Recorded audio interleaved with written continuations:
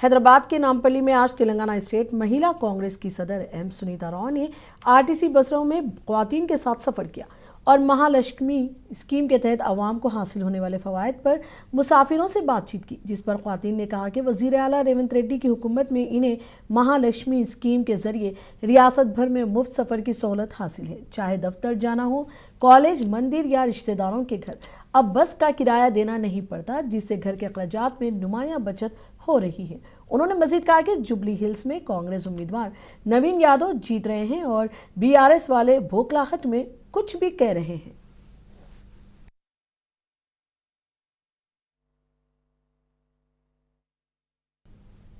निजामाबाद जिले के सुलेमान नगर के 14 अफराद ने आज प्रजावनी प्रोग्राम में जिला कलेक्टर से रुजू होते हुए तहरीरी शिकायत दर्ज कराई। उन्होंने बताया कि साल 2021-22 में डबल बेडरूम स्कीम के तहत जाती प्लॉट रखने वालों को मकान की तामीर के लिए 5 लाख रुपए का लोन मंजूर हुआ था। उन 14 अफराद के नाम भी मुस्तफीदीन की फहरिस्त में शामिल किए गए, मगर उनके खातों में आज तक 1 रुपया भी जमा नहीं किया गया। अब शिकायत कुनिंदगान का कहना है कि जब उन्होंने दोबारा स्कीम के तहत दरख्वास्त दी तो बताया गया कि उन्हें पहले ही लोन मंजूर हो चुका है।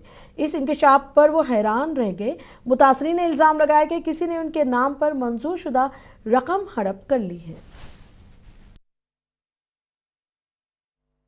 मेरा नाम जमीर है, मैं सुलेमान फार्म रुद्रूर मंडल बांसवाड़ा कांसेसी मैं आया था प्रजावानी देने। 2 महीने से फिर लगातार मैं और कोई इंसाफ नहीं कर रहा। मेरे को इंसाफ होना। और दूसरी बात क्या है बोले तो मैं वो जो केसीआर के पीरियड में डबल बेडरूम जो आया था वो मेरे नाम पे आया करते मेरे को भी नहीं मालूम। वो जो अब नया मैं सैंक्शन लगाने के वास्ते अप्लाई करा तो मेरे को ऑलरेडी बता दे रहे वो क्या बोले तो अब जो सैंक्शन आया था उसमें ऑलरेडी पहले उठा लिए बोल रहे पैसे।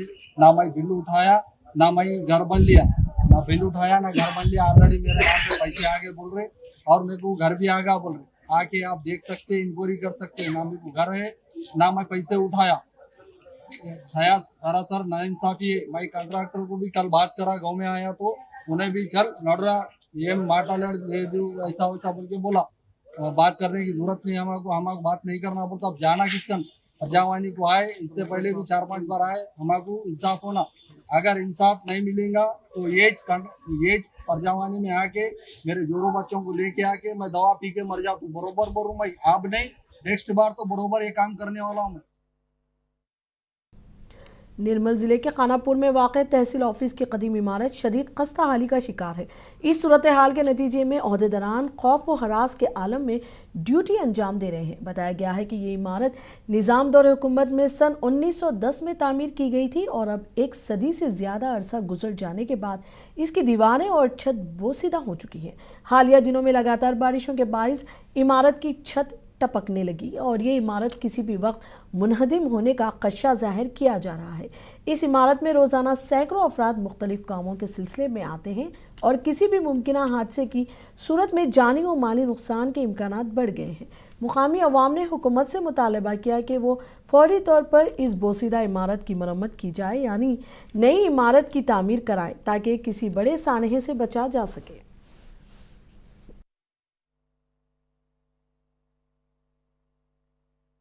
ఖానాపూర్ నియోజకవర్గ కేంద్రంలో ఉన్నటువంటి ఖానాపూర్ తహసీల్దార్ కార్యాలయం శిథిలావస్థకు చేరినటువంటి పరిస్థితి ఏర్పడింది.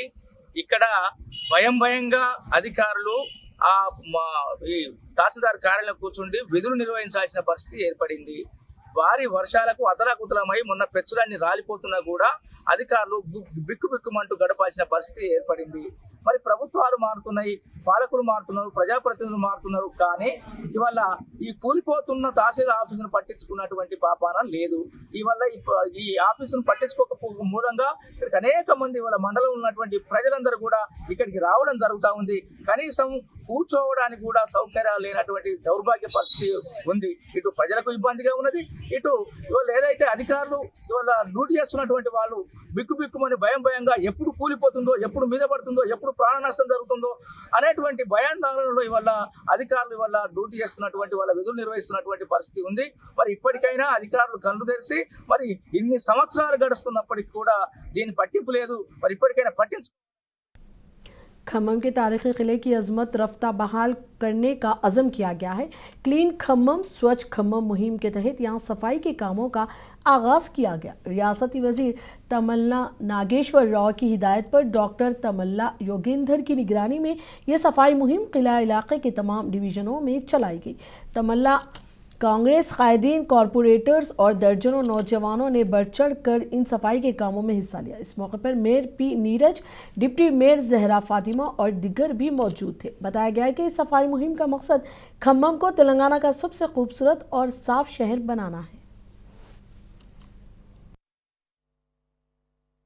ముందుగా 24 గంటల క్రితం పిలుపునిచ్చినా కూడా ఇంతమంది కథలు వచ్చి ఒక పరిశుభ్రమైన ఖమ్మం, ఒక స్వచ్ఛమైన ఖమ్మాన్ని తీర్చిదిద్దాలన్న తుమ్మల గారి సంకల్పంకి సంఘీభావం తెలియజేయడానికి వచ్చిన ప్రతి ఒక్కరికి పాదాలు వందనాలు చేస్తూ, మీరు చూపించినటువంటి ఈ నమ్మకాన్ని నిలబెట్టుకొని రాబోయే 40 నెలల్లో ఖమ్మం ప్రాంతాన్ని తెలంగాణ రాష్ట్రంలోనే నెంబర్ 1 సిటీగా చేయాలన్న ఆయన సంకల్పానికి మనందరం కూడా సంఘీభావం తెలియజేస్తున్న ధన్యవాదాలు తెలియజేస్తూ, మేయర్ గారిని, కమిషనర్ గారిని కలిసి పర్సనల్ గా రిక్వెస్ట్ చేయడం జరిగింది. నెలకి 2 రోజులు, 2వ శనివారం, 4వ శనివారం తప్పకుండా ప్రతి డివిజన్ ని మనందరం కూడా సందర్శించి అక్కడ ఉన్నటువంటి చిన్న చిన్న సమస్యలు తుమ్మలగారు జరుగుతా ఉన్నాయి, ఇంకా జరగబోతున్నాయి. ఈ చిన్నటువంటి సమస్యలు, ప్రజలకు ఉన్నటువంటి చిన్న సమస్యలన్నింటినీ కూడా మనం పరిష్కారం చేయగలిగితే మనం వాళ్ళకు భరోసా ఇచ్చి మన మీద నమ్మకాన్ని రెట్టింపు అవకాశం వచ్చింది. తప్పకుండా అందరం నిలబెట్టుకుంటామని, సాయంత్రం వరకు కూడా ఈరోజు తీసుకున్నటువంటి కిల్లా పరిశుభ్రత కార్యక్రమం ఆ ప్రాంతాన్ని అంతకుముందు సందర్శించాం. 2-3 రోజుల క్రితం కూడా సందర్శించి ఇక్కడ ఉన్నటువంటి బాధలు ఏంటి, ఇక్కడ ఉన్నటువంటి ఇబ్బందులు ఏంటి అని వాళ్ళు ఇంటికి తెలుసుకొని ఇది చేయాలి తప్పకుండా అన్న సంకల్పంతో కార్యక్రమాన్ని తీసుకొని మీ మద్దతు ఇచ్చిన అందరికీ కూడా, ఇక్కడ ఇచ్చేసినటువంటి కార్పొరేటర్లందరికీ కూడా ధన్యవాదాలు తెలియజేసుకుంటూ, ఖమ్మాన్ని స్వచ్ఛమైన ఖమ్మం చేసుకున్నటువంటి సంకల్పంలో మీరందరూ కూడా తోడ్పాటు అందించిన మరొకసారి ధన్యవాదాలు తెలియజేసుకుంటూ, సాయంత్రం వరకు అక్కడ తీసుకోవాల్సిన జాగ్రత్త। आवारा कुत्तों के बढ़ते वाकयात पर सुप्रीम कोर्ट ने रियासती हुकूमतों और मरकज़ के ज़ेर इंतज़ाम इलाकों को सख्त तनबीह की है। अदालत ने 3 नवंबर को तमाम रियासतों और यूनियन टेरिटरीज़ के चीफ सेक्रेटरीज़ को ज़ाती तौर पर अदालत में पेश होने का हुक्म दिया है। सुप्रीम कोर्ट ने आवारा कुत्तों की आबादी पर काबू पाने में रियासतों की नाकामी पर शदीद बरहमी जाहिर की है। अदालत ने कहा कि मुतादिद रियासतें ताहाल 22 अगस्त के अदालती हुक्म पर अमल नहीं कर सकी, जिसमें कुत्तों की नज़बंदी, वैक्सीनेशन और वार्मिंग जैसे इक़दाम को एनिमल बर्थ कंट्रोल रूल्स 2023 के तहत लाजमी करार दिया गया था। 3 रुकनी बेंच ने वाज़े किया कि सिर्फ तेलंगाना, मगरबी बंगाल और दिल्ली ने ही अपनी रिपोर्टें जमा कराई थी, जबकि बाकी तमाम रियासतों की अदम तामील नाकाबिल कबूल है।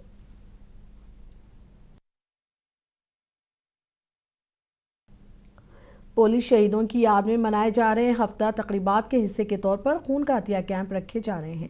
ऐसे एक कैंप का उस्मानिया यूनिवर्सिटी में इनेकाद अमल में आया। ये programme east zone DCP Balaswamy की निगरानी में मुनक्किद हुआ। इस मौके पर ईस्ट जोन के additional DCP Narsaiah, OU ACP Jagan समेत दिगर पुलिस ओहदेदारान ने कैंप की निगरानी की। पुलिस ने बताया कि इस जोन में 2 मुकामात पर खून के अतिया कैंप मुनक्किद किए गए हैं, जहां तकरीबन 1000 यूनिट्स खून जमा किया गया है, जो ज़रूरतमंद मरीजों के लिए ब्लड बैंकों के हवाले किया जाएगा।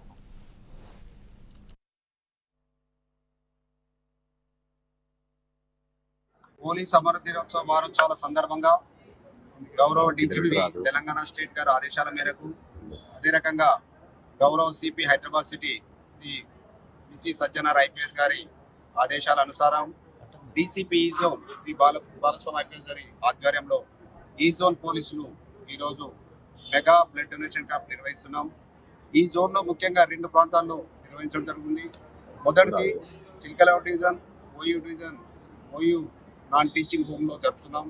చాలా పెద్ద पुलिस शहीदों की याद में मनाए जा रहे पुलिस यादगारी हफ्ते के मौके पर हैदराबाद में मुख्तलिफ मुकामात पर एक खून के अतिया कैंप का इनेकाद किया गया।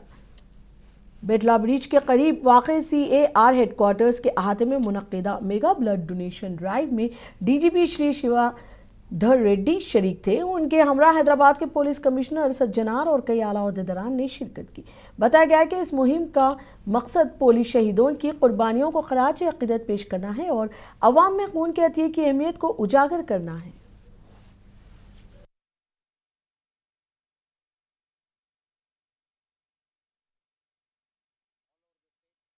And in Hyderabad city police, आज हम लोग हैदराबाद सिटी पुलिस में mega blood donation camps organise किया गया है। ऑलमोस्ट 12 प्लेसेस में हम लोग 3500 यूनिट्स का टारगेट रखे हैं।